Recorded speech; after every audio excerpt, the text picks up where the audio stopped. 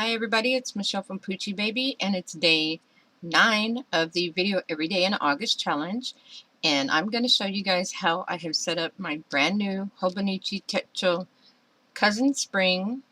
It's a 2014 version. So let's get started.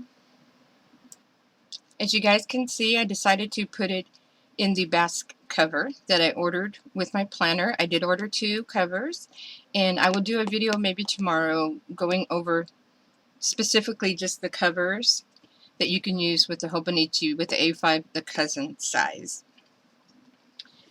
Now, if you watch my other videos, you know I was using the faux Hobonichi in the Barnes & Noble journal, and I absolutely love this thing. There was nothing wrong with it at all.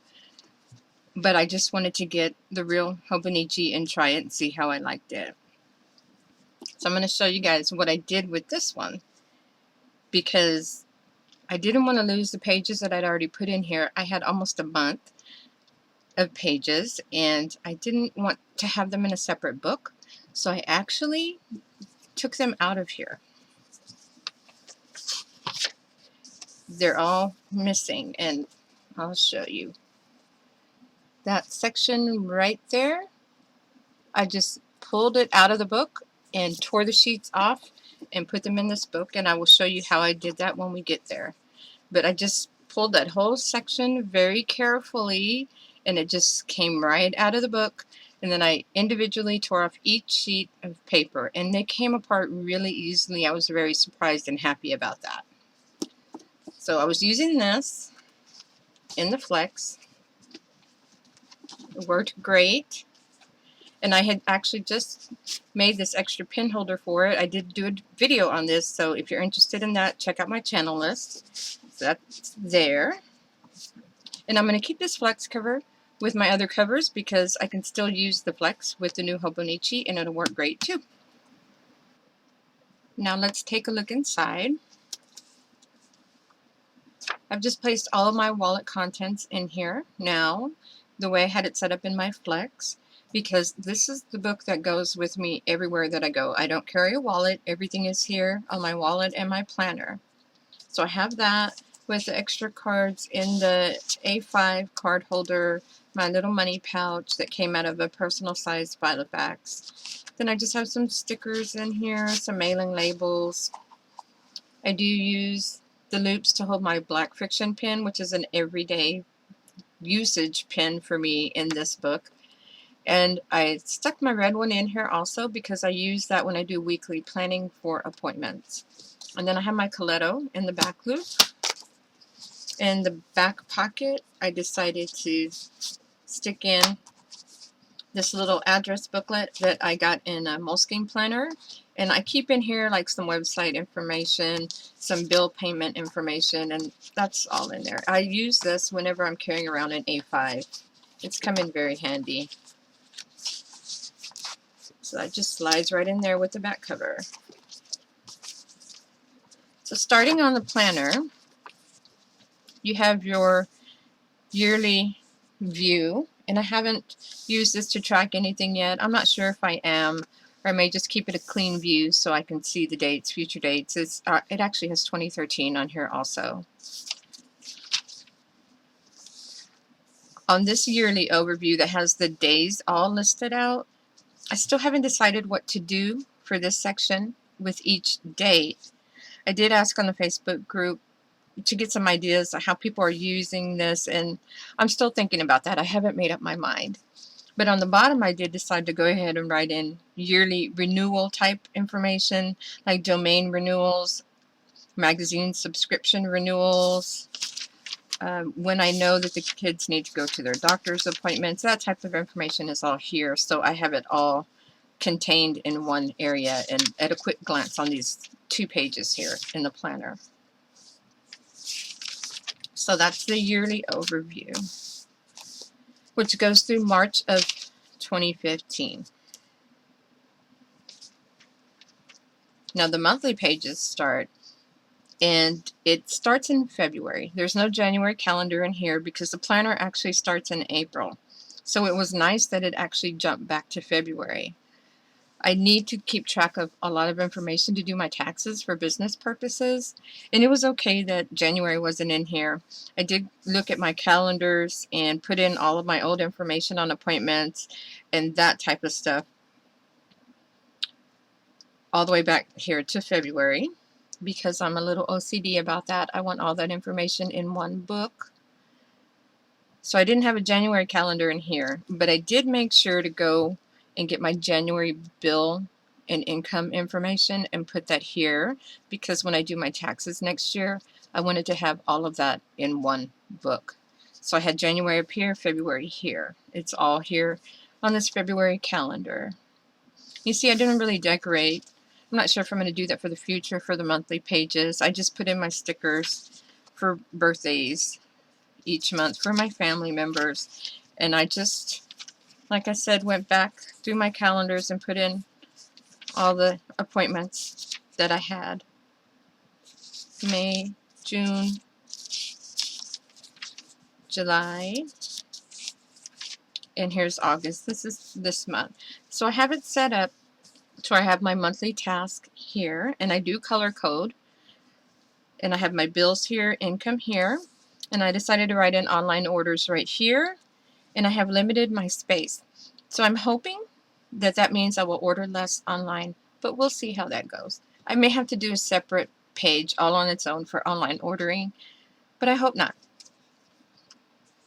So my monthly calendar is like the meat of my scheduling and my planning, because anytime I schedule something, this is the first place that I go.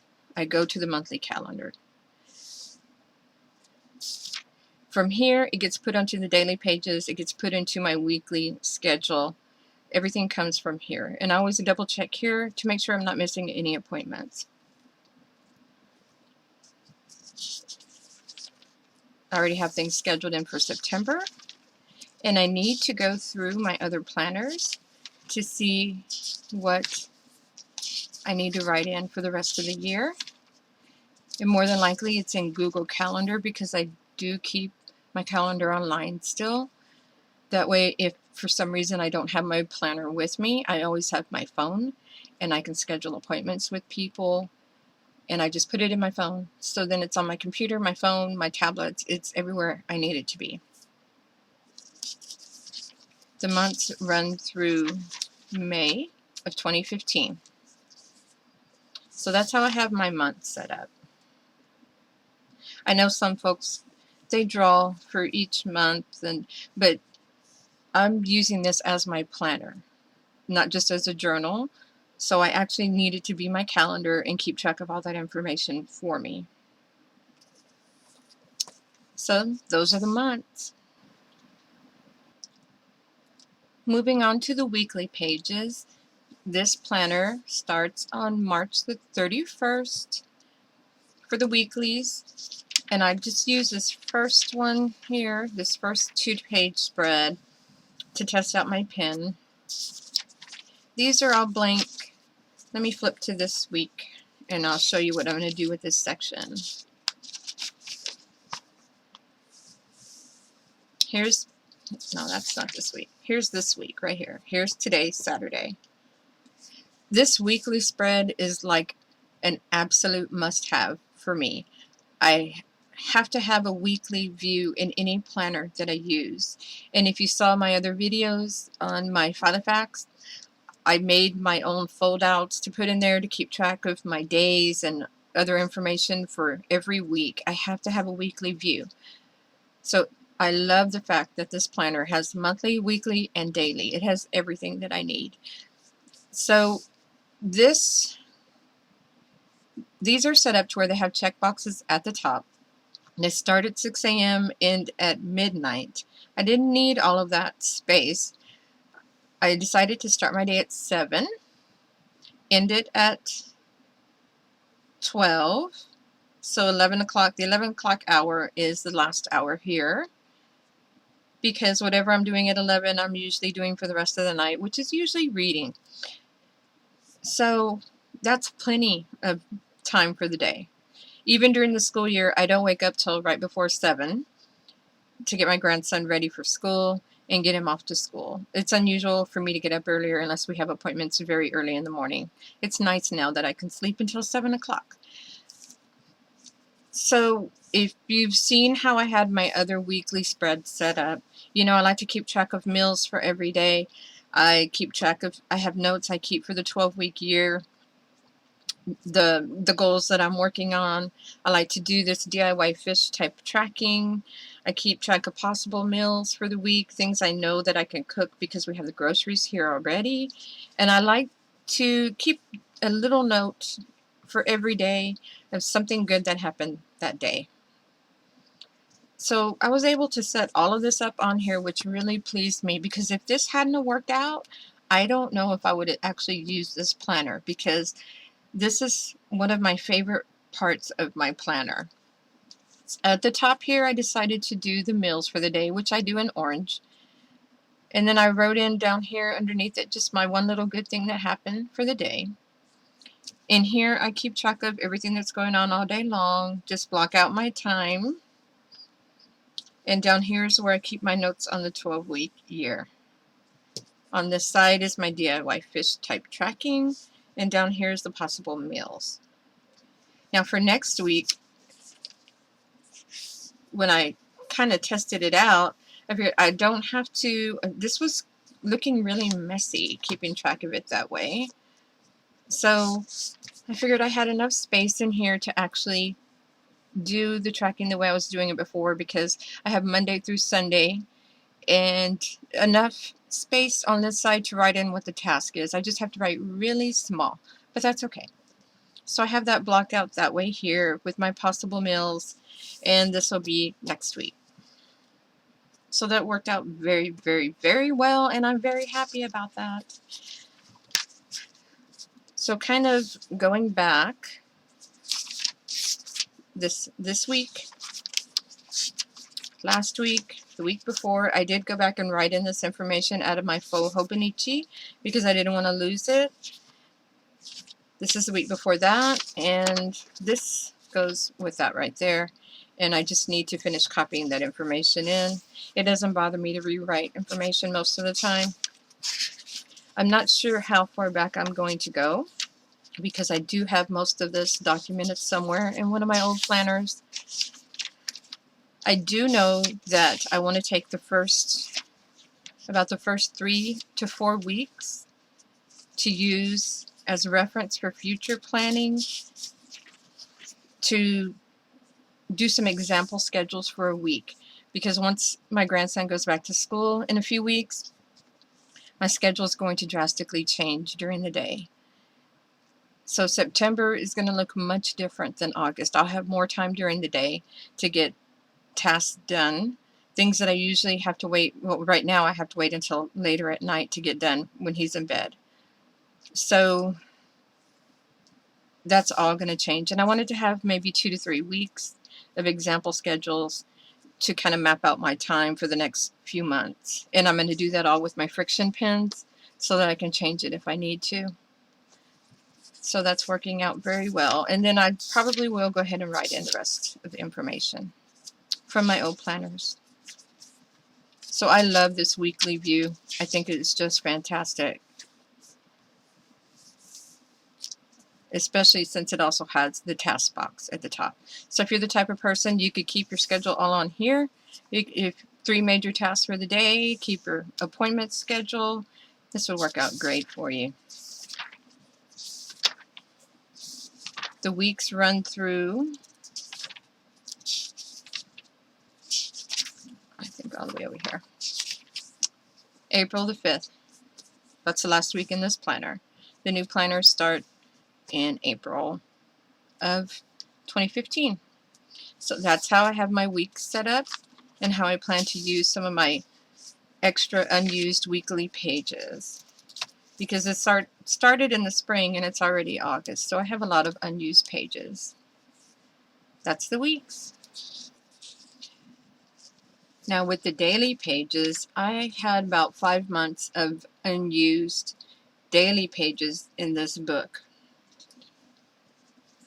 They start in March with the 2-day per page for the month of March. And I'm using those pages, the 2-day per page, to keep track of business information. The things that I had right behind my monthly calendar in my faux Hobonichi, where I was keeping track of social media, blog posts, that type of information, I decided to use these pages for that. So I just marked all of those through March of 2015. So this whole section will be used for that. And I accidentally skipped a page when I was setting it up. So I decided to just put in some additional business information here to keep that all together in the book. And if you'll notice, the beginning of the book, I numbered all the pages because I do have an index in here, and I wanted to make sure that I could reference back to the page number if I wanted to index information in the book. When I start on my daily pages, I stop, or actually some of these in the index, I stopped numbering the pages. And I'll show you why in a minute when I go over that information. But just to give you a quick look, this is now how I have my business information set up with my social media tracking here, orders, notes, and blog and video information here. So I set it up exactly the way that I had it in the faux Hobonichi. So that worked out pretty well also. This came out of the faux Hobonichi, the Barnes & Noble journal also. And I just went ahead and stuck this in here because I had my July information and I didn't want to lose that either. It had my July calendar, which I already have in here, but I just stuck it in there anyway because it has my July index. And I did pull out all of these July pages to put in this book, so I wanted to keep this information here. So this may get a little confusing later, but I'm okay with that for now. So that's all of my business information. And then I start with my index. If you're familiar with bullet journaling, then you know all about the index and numbering your pages so that you can reference back to anything that you put in your book. You're keeping notes on your list, your collections, whatever it is that you keep track of in your journal. So that starts here because I have through July the 12th, all of these pages that are unused and would just be blank in my planner if I didn't use them for something. So this is where all of my notes and lists, all that information is going to go here in this planner. Now next year, if I decide to use the Hobonichi again, I'm not sure how I'm going to handle this because I won't have all this extra space in the book. So I'll deal with it then. I may need to just put an extra notebook in with my planner and keep it all in there. I'm not sure yet. I'll cross that bridge when I come to it. So I have my index, and I gave myself at least 3 pages for the index. And then I start with my notes. And I stopped doing the page numbers because I have a date for each page now. So I can just reference the date on the index instead of a page number. So I know this was on the date 4/8. So I can put in 4/8. So that made it really easy. I didn't have to go through the entire book and number the pages. So I just keep things like my pen notes where I keep track of how often I have to change the ink in my Coletto pen so I know how quickly it's running out. My planner notes, movies and TV shows I want to watch. This is all of my if this then that recipes. I need to write that in up there. I didn't want to rewrite all of this, so this page actually came out of my faux Hobonichi and I just taped it in. I cut it out and taped it in. And that's all I have up to this point. I have other information that I need to pull out of my old planners to put in here. And that, for me, is the problem with having more than one planner. And that is why I have to use just one book, because I like my stuff all in one place. It drives me absolutely crazy if I don't have it all in one place. And I know that everyone's different. Some people do like to have their things separated out into different books, but that's not me. I can't function that way. I want it all in one spot.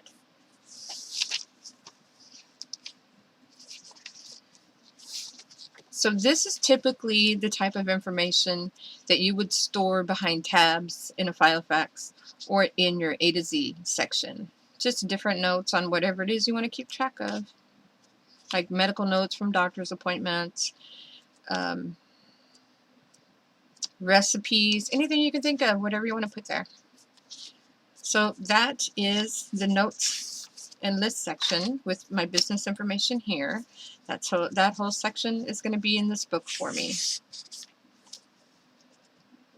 And for this year, it'll work out well because I do have all this space. Now for the fun stuff, starting with the actual real daily pages that I have in my book. This here is just my granddaughter decided she was going to decorate my arm with stickers yesterday, and I had nowhere to put them, so I just stuck them in the book. And they're all just pretty Disney princesses. I didn't want to throw them in the garbage, so I thought they would go really well right there. I started in my Hobonichi, the faux Hobonichi, on July the 14th. So these are the pages that I took out of the other journal. Some of them I was able to actually tape them onto the page. Others I had to washi tape in. So this one was taped on. And these are washi taped in. And it took a little bit of time to do that, but I'm okay with that. The Hobonichi pages that were unused, I just folded them over. I'm not sure what I'm going to do with them yet. I may cut them out of the book, or at least cut them in half, because when I have them folded over, I'll show you guys. It seems to really bulk up the planner. I don't know why just those few pages being folded over makes such a huge difference, but it does. So I'm not sure what I'm going to do about that yet. So that was the 14th and the 15th. The 16th and 17th, and I've been over these before in my other videos. The 18th, 19th, and there were 2 pages here that I had to fold over. 20, 21, 22, 23, 24, 25, 26, 27, 28, 29, 30, and 31. And here started August. And in the faux Hobonichi, I had set up at the top with the date, the day of the week, the weather, and a quote. And I was keeping up with that very well every day. And then I would just put in my task and my notes and do my drawing or my doodling, add my pictures.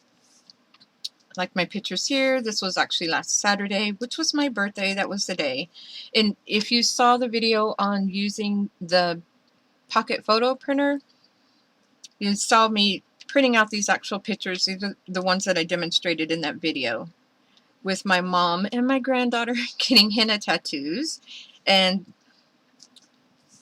see, I just put my pictures in here along with my drawings. It does stiffen the pages, but I'm okay with that.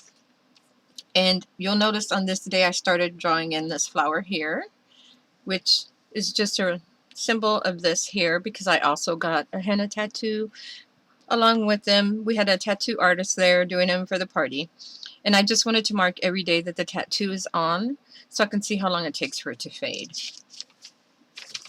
So the flower is written in on every day, up until today actually. That's the 3rd, the 4th. I still need to do some coloring in. The 5th, the 6th. This is where I started with the real Hobonichi pages. And I had to get used to this paper because it is significantly thinner than the paper in the Barnes & Noble journal. I love it. It's a really nice paper. Everything shows right through, but I decided that I'm not going to let that drive me crazy. This page, I just went ahead and wrote in what happened that day. This was the day that I actually received it, but I just went back. I didn't have much going on that day anyway in the faux Hobonichi, so I just put some stuff on there, drew my flowers, and that was it. So I like to fill in my space as much as possible when I can with flowers or whatever I want to draw in for the day. Right now, this seems to be my favorite flower to draw. I have my picture of my Hobonichi. This was Thursday. This was yesterday. This is my grandson sitting in the barber chair because he finally went to go get a haircut. He had been refusing to get a haircut for months, and finally he decided he was going to get a haircut. I was so happy. Here's my flower. Here's my grandson at karate. This right here, this was yesterday, but right here on Thursday, I highlighted this because I had asked my nephew's wife if she could translate that quote on the Hobonichi box for me when you open up the carton and it has that quote right there. And so she did get back to me and she told me what the quote said. And this is an actual direct translation of what that quote is. I'm not sure if it's the same on every box. It may be different, but this is what my box said. Quote, just say what's said with a happy face. Isn't it better? End quote. Then it says a quote from Safety Matches Bonfire Story. And then she tells me, that's really weird. I don't know what it's supposed to mean, but that's the direct translation. So there you go, folks. That's how she translated that on the box for me. I thought that was really interesting. So if anybody knows what, I don't know if that means, you know, say whatever you're going to say, but be happy about it and it makes everything better. I'm not sure, but it is what it is. So now on the Hobonichi, since it's set up differently at the top than the way I had my faux Hobonichi, this is how I'm trying to do my daily pages. So you have the month and the day here. I kind of wrote in the day of the week so I would know. I started this way. And then today I just started writing like Saturday here, Sunday here. And it has the moon phase right here. So I write in the weather here now because there's not really a section. I don't want to use this for that. So I put the weather condition and then I put the high temperature and the low temperature. So Thursday we went up to 101 degrees and our low was 77. Yesterday I forgot to write the temperature in, but I think it hit 100. I'll have to go back and look at that. So now I don't have an area for my quote because I wrote my flower in here over the Japanese quote. Over here I covered it up with a label and wrote in my own quote. So I wrote in my quote here for yesterday. I decided I'm just going to have to find a space on the page to write in a quote because I like doing that. I like having a quote every day. The top portion already has check boxes like for a to-do list. I decided to split that and have two areas right here for daily to-dos for my task. So instead of getting detailed about my tasks, just make it real short so I can fit more tasks on there because there's 5 boxes here, 5 over here, so I can have up to 10 tasks, which is plenty for one day. And then I just keep my notes and do my drawing. So that was yesterday, and this is today, which you see I haven't really done anything yet for today. The only thing I have written in is my to-do for an Instagram photo challenge. I decided to write those in every day so I would not forget to do them, and because I am really bad about keeping up with those Instagram photo challenge. But I'm really going to try this month. Sometimes when I put the picture on there, I forget to put the tag though. So to me, that still counts even though it doesn't have the tag. So that's how I have my daily pages set up now. I'm really loving this book. There are people who would not like it. I can say that knowing that for sure because this can look kind of chaotic and it doesn't look very organized, but to me it is. It's organized chaos. I love it when my stuff looks like this. If you've watched my other videos, if you've seen the one where I started doing the bullet journaling, I specifically talked in that one about how I like my stuff to look real busy and not really messy, but just kind of really used and busy and with all kinds of things going on, because then it looks functional to me. It's something that you can see that is used instead of something just that looks pretty or really organized. It's actually being used every day. And that's what I really like about this system right here. I don't feel bad about doing all the drawing on here. If you've watched my Filofax videos, you know that I had a really good system set up in my Filofax. It was working out very, very well. And let me show you guys. This was the last one I was using. And it's the patent, oh, not patent pink, it's deep pink domino in personal size.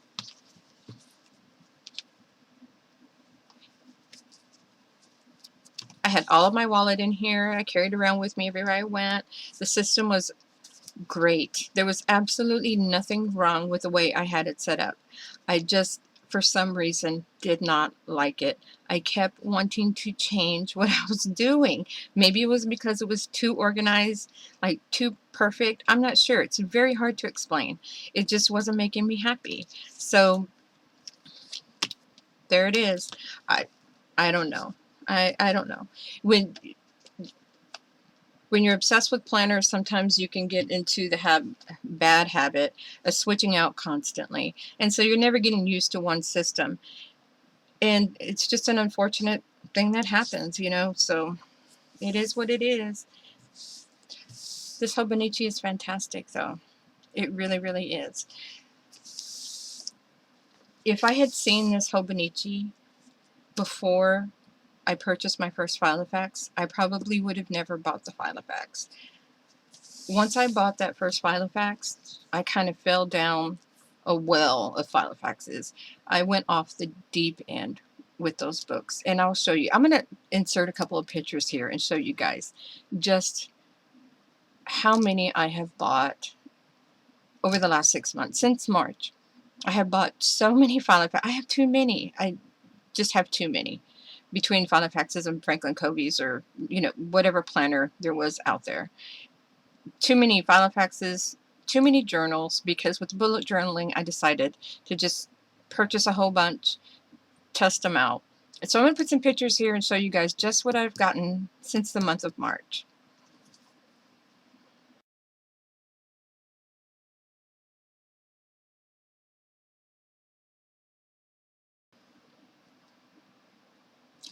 So that's my collection of Filofaxes or other planners and journals that I have collected over the past 6 months since March.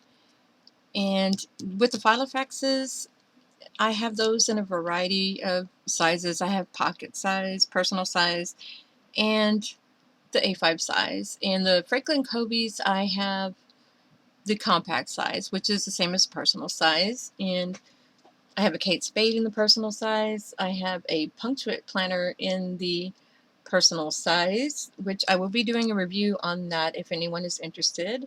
And I also have a day timer, which I love using that day timer as my wallet because it feels really lush and supple.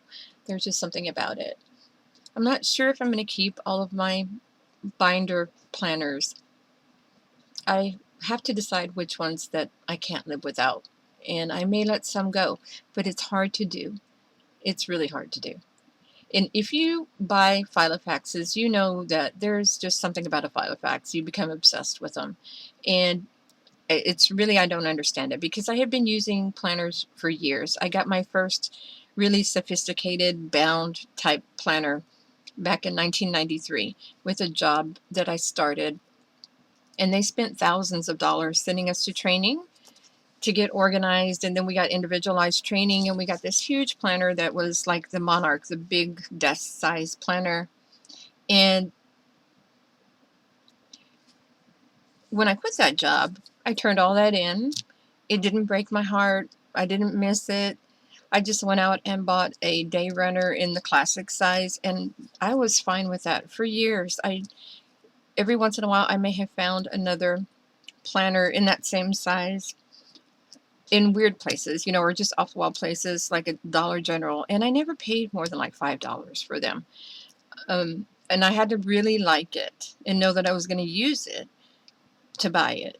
And I used those for a long time until I just went to like a bound, you know, spiral planner which was easier for my job at the time. But I have never quite been obsessed with planners the way that I have this past 6 months when I started. After buying that first Filofax, it was like downhill from there. You just keep looking for more, you keep looking for a deal, and it is really an obsession. Now with the journals, I'm okay with that. That's more of a hobby for me. I collect those the same way that I collect pens, and I'm fine with that. I've done that as long as I can remember since I was a girl. The more spirals I had, the better. I had to have all the multicolor pens. I used to get so upset in school because we could only use blue ink or black ink. I couldn't use a pink pen. Things like that bothered me. So I'm okay with the journals because I can always use them for something. Or I can take the paper out, put it in my other books, and use it many other places, use it for many other things, or I can give them for gifts, and they're very easy to give away to other folks. But the planners are okay, and some of those actually, I mean, the journals are okay, and some of those in the pictures are actually composition books that I'm going to be altering, which will be good for like a bullet journal or some other type of journal. And I kind of sell those in my Etsy shop too. So I'm okay with having all those journals. And those are not the only ones that I have. These are just the ones that I have most accessible right now. I do have other ones put away in cabinets and closets. I don't even know where they all are. I don't know where my old planners are, actually. I'll have to find them one day. And like I said, I may let some of them go. But please don't bombard me asking me to sell them, because I don't know if I'm actually going to do that. But we'll see. We'll see. So as far as the Hobonichi, it is great. If you've been even thinking about getting it, I would recommend it. But just remember, I mean, I know I just saw some folks, I know Carrie Duff, again, Carrie Duff, I love Carrie Duff, Carrie. She took apart her book and put it into a Filofax, so you can even do that. You can take your pages out of here, put them in your Filofax if you want to keep using your Filofax or whatever binder system that you're using. And that would work out well. I like having a book that I can just flip through, though. I don't know, there's like some comfort in that for me. So that's my Hobonichi. The only other thing I wanted to show you guys was that I got some new color pencils in yesterday. I ordered from Amazon, and they're not the expensive ones, but it came with a pack of 72, and they actually work pretty well. And then I got some watercolor pencils that I'm going to try in here. So if I put on a mid-month kind of flip through of my Hobonichi, or an end of the month flip through, there'll be some of this watercolor in the book, because I'm going to try that out and see how I like it, because I may not like doing watercolor. I'm not really sure yet. But that's it, folks. I'll be back tomorrow to do another video. I think I'm going to actually do a review of the Hobonichi covers, because I do have two, plus the flex, and I'll kind of go over that, the pros and the cons, and go over the covers with you guys. So that's it for today, and I hope you guys have a great day, and I'll see you tomorrow.